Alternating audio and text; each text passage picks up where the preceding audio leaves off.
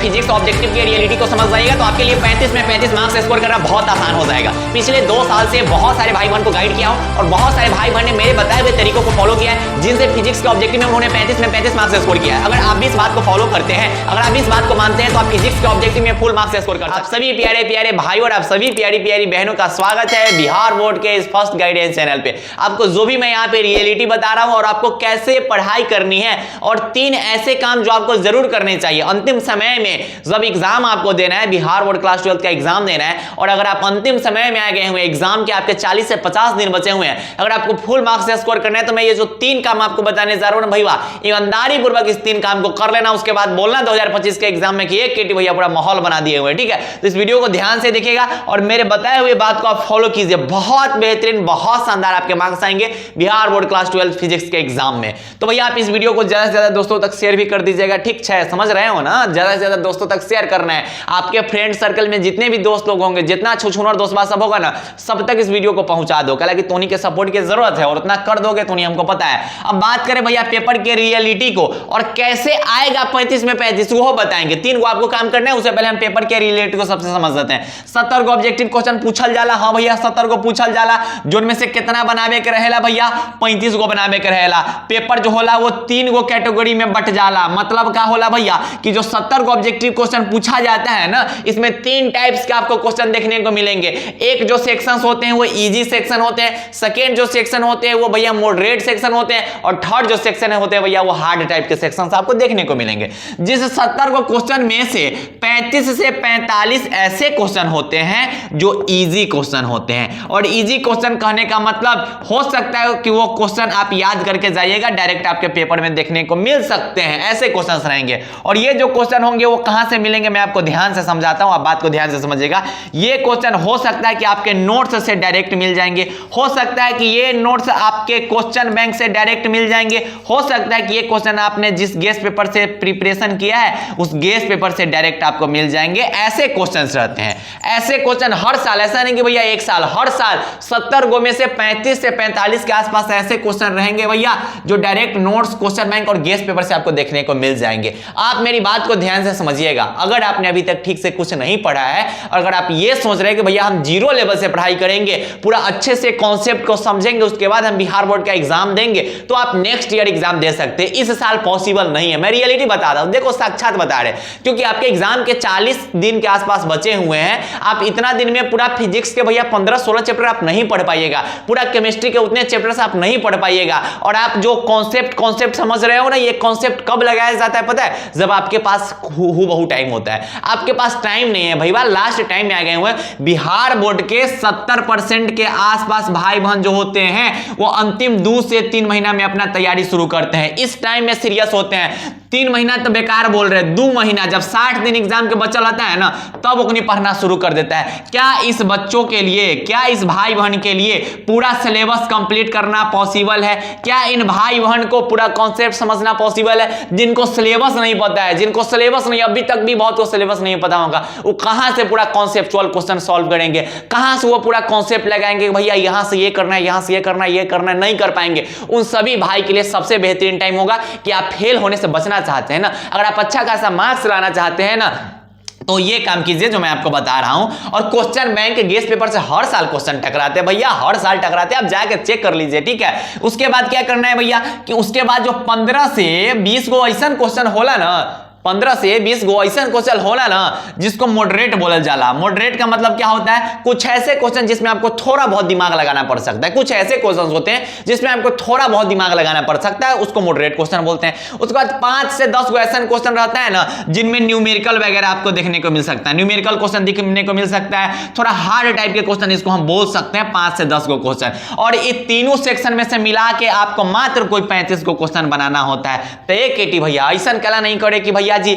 हम ये वाला काम कर लेते हैं, 35 से 45 गो क्वेश्चन रहबे करेगा, हम बनाइए लेंगे। अहू में के भैया हम मॉडरेट क्वेश्चन भी तो 2-3 गो बनाइए लेंगे, ऐसा नहीं कि नहीं बना पाएंगे। मैं आपको जो काम बता रहा हूं ना, आप ईमानदारी पूर्वक मेरी बात को फॉलो कीजिएगा।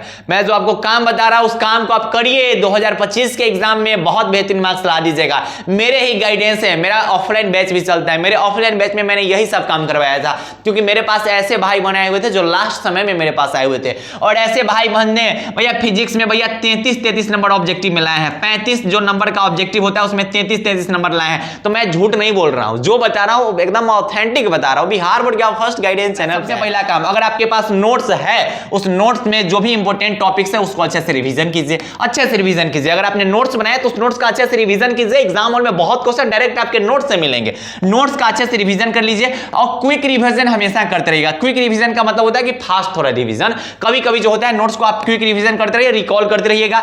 ब्रिलियंट जो होता है क्वेश्चन बैंक, हमें पता है कि आप ब्रिलियंट क्वेश्चन बैंक लिए होंगे। उस ब्रिलियंट क्वेश्चन बैंक में आपको दो चीज देखने को मिलेगा, एक आपको माइंड मैप देखने को मिलेगा, माइंड मैप आपको पता होगा, आप अभी ओपन करके देख लीजिएगा।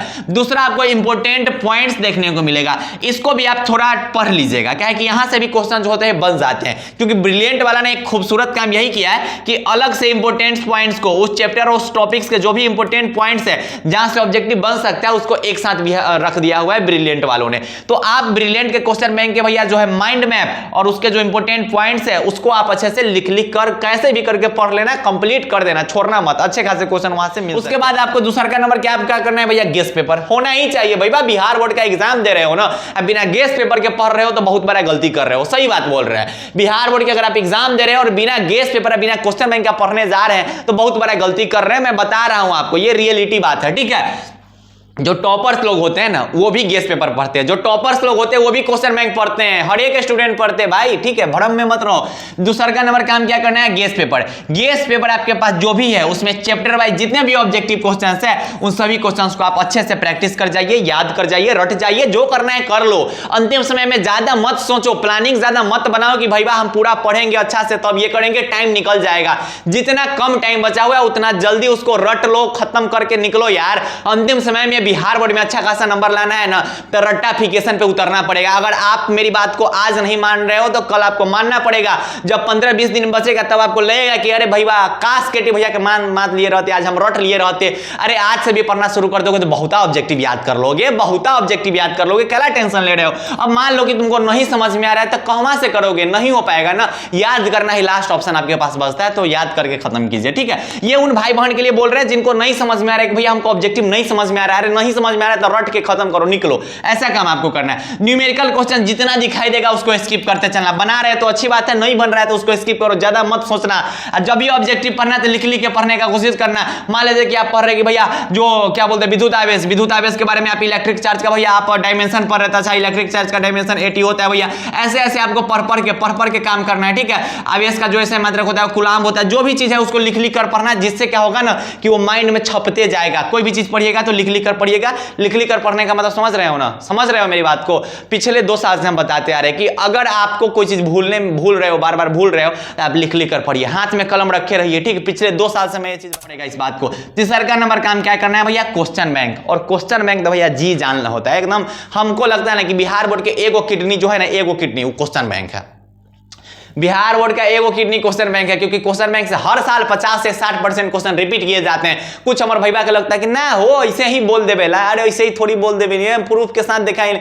जाके देखो ना, क्वेश्चन बैंक में हम इतना वीडियो बनाए हुए हैं, प्रूफ के साथ, प्रूफ दिखाए हुए हैं, प्रूफ जाके देख लीजिए, ठीक है। बिना प्रूफ के बात नहीं करेंगे भाई। लगभग 40,000 से ज्यादा भाई बहन का प्यार है, ठीक, ऐसे ही थोड़ी बोल देते हैं। हाँ, बात अलग है कि कॉन्फिडेंस में रहते हैं, बात अलग है कि जोर जोर से बोलते हैं, बात अलग है कि एकदम फार्म में चलते रहते हैं, लेकिन जो बोलते हैं ऑथेंटिक बोलते हैं, जो बोलते हैं कंटेंट पे रिसर्च करके बोलते हैं, ठीक है। ऐसा नहीं होता है, ठीक। उसके बाद क्या करना है कि क्वेश्चन बैंक उठाइए। क्वेश्चन बैंक के 2019 से 2024 के जितने भी क्वेश्चंस हैं, 2024 तक के जितने भी क्वेश्चंस हैं, हर एक क्वेश्चन को आप प्रैक्टिस कर जाइएगा, एक भी क्वेश्चन मत छोड़िएगा, एक भी क्वेश्चन मत छोड़िएगा। 2019 से 2024 तक का हम बोल रहे हैं, हर एक क्वेश्चन को आपको प्रैक्टिस करना है। 2018 का मत करना, 2018 का पेपर आपको समझ नहीं आएगा ठीक से, ठीक है। उसके बाद न्यूमेरिकल क्वेश्चन आप चाहे तो आपको उसको स्किप कर सकते हैं। मतलब आपको 3 को काम करना है। नोट्स अगर आपके पास है उस नोट्स का अच्छे से रिवीजन कीजिए, उसमें जो भी इंपॉर्टेंट पॉइंट्स है, जो भी मास्टर साहब जो है वो बॉक्स में बंद करके लिखवाएं, उसको अच्छे से कंप्लीट कर लीजिए।